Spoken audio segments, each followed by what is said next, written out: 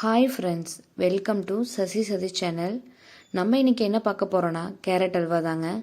Carrot halwa பிடிக்காதவங்க யாருமே இருக்க மாட்டாங்கங்க. அந்த கேரட் அல்வாவை நம்ம வீட்லேயே டக்குன்னு செஞ்சிடலாம். அதேமாரி குழந்தைங்களுக்கு நல்ல சுவையாகவும் செஞ்சு கொடுக்கலாம்.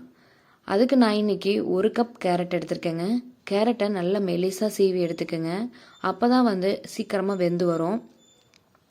பாருங்கள், எந்த அளவுக்கு மெலிசாக சீவ முடியுமோ அந்த அளவுக்கு நல்லா மெலிசாக சீவி எடுத்துக்கோங்க. அதுக்கப்புறமா நம்ம ஒரு கடாயில் ஒரு 4 ஸ்பூன் நெய் சேர்த்திக்கிங்க. நெய் சேர்த்திட்டு லைட்டாக சூடானதுக்கப்புறமா நம்ம ஒரு 7 முந்திரி, ஒரு 7-8 திராட்சை எடுத்துக்கலாங்க.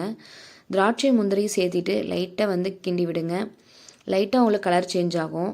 திராட்சை பார்த்திங்கன்னா நல்லா முத்து முத்தாக வருங்க. அந்த டைமுக்கு நம்ம அந்த முந்திரியும் திராட்சையும் எடுத்துட்டு அதே கடாயில் நம்ம திருவி வச்சோம் இல்லைங்க அந்த கேரட், அதையும் அதில் சேர்த்திக்கலாம். நான் இன்றைக்கி மொத்தமாக 3 கப் கேரட் எடுத்திருக்கேன். 3 கப் கேரட்டை நல்லா வதக்கி விடுங்க. வதங்கினீங்கன்னா லைட்டாக உங்களுக்கு வதங்கி கம்மியாக வர மாதிரி தெரியும். அந்த டைமுக்கு நான் இன்றைக்கி ஒரு 1/2 லிட்டர் பால் எடுத்திருக்கேங்க.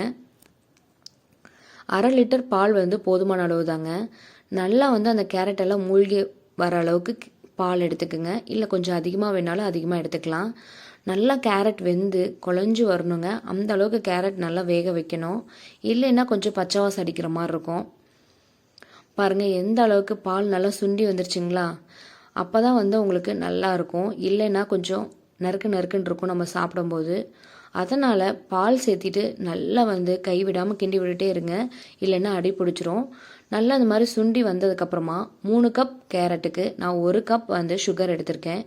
இல்லை உங்களுக்கு கம்மியாக வேணுனாலும் கம்மியாக சுகர் சேர்த்திக்கலாங்க. சேர்த்திட்டு நல்லா கைவிடாமல் கிண்டி விடுங்க. இல்லைன்னா அடி பிடிச்சிரும். ஏன்னா நல்லா சுண்டி வந்துருச்சு இல்லைங்க. அதுக்கப்புறமா 1 ஸ்பூன் ஏலக்காய் பவுடர் சேர்த்திக்கலாங்க.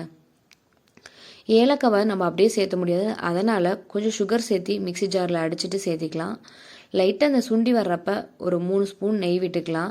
அப்போ தான் பாத்திரத்தில் நல்லா ஒட்டாமல் வரும்.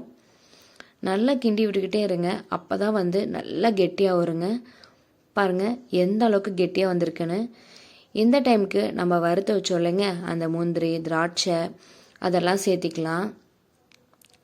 அதுக்கப்புறமா நல்லா சிம்மில் வச்சுக்கோங்க. இல்லைன்னா டக்குன்னு அடி பிடிச்சிரும். நல்லா கைவிடாமல் கிண்டி விடுங்க. உங்களுக்கு நல்லா கெட்டியாக வேணும்னா இன்னும் கொஞ்சம் நேரம் நல்லா சிம்லேயே வச்சுருங்க. ஒரு 5 நிமிஷம். கொஞ்சம் இந்த மாதிரி பதத்துக்கு வேணும்னா நம்ம அப்போவே எடுத்துடலாங்க. ஆனால் கேரட் நல்லா வெந்திருக்கணும். நல்லா குழைய வெந்திருக்கணுங்க. இல்லை உங்களுக்கு குக்கரில் கூட நம்ம கேரட்டை சேர்த்திட்டு ஒரு 6-7 விசில் விட்டோம்னா நல்லா குழஞ்சி வந்துடும். என்ன கொஞ்சம் டக்குன்னு வேலை முடிஞ்சிடும். இது பார்த்திங்கன்னா ஒரு 20 நிமிஷத்துக்கு மேலே ஆகும். பாருங்கள் எந்த அளவுக்கு நல்லா இருக்குங்களா? நீங்களும் உங்கள் வீட்டில் செஞ்சு பார்த்துட்டு எப்படி இருக்குன்னு சொல்லுங்கள்.